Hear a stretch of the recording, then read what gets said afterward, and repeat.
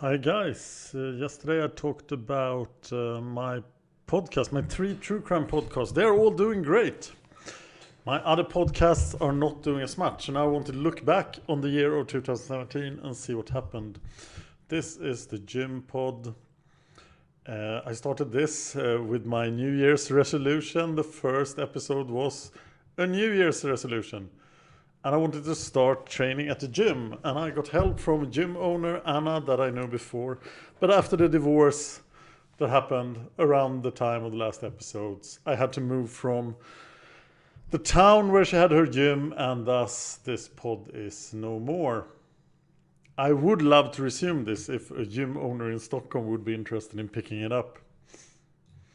I do have a new co-host for Fan of Astronomy, but in April Angelo left the podcast and I was left alone. So I will try to resume this Fan of Astronomy podcast in 2018.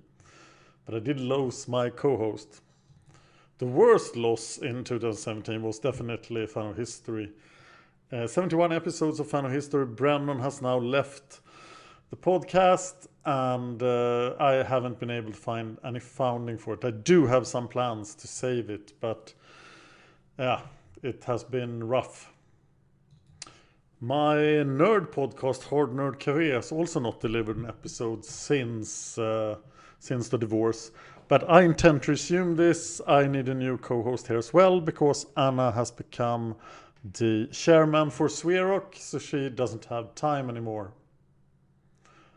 I do have some ideas here, but no financing, no high priority, sadly. This new job for Anna has also meant that this great podcast is in danger. We've done the whole of the Ice People saga, 47 books, and now she can't do more than one episode a month. As of right now, we still intend to continue here doing one episode a month and doing live podcasting on Easter in Gothenburg. But Anna hasn't finally replied to that, so I don't really know what's going to happen. Here, there is some financing for this podcast, but not enough to keep it going just because of that.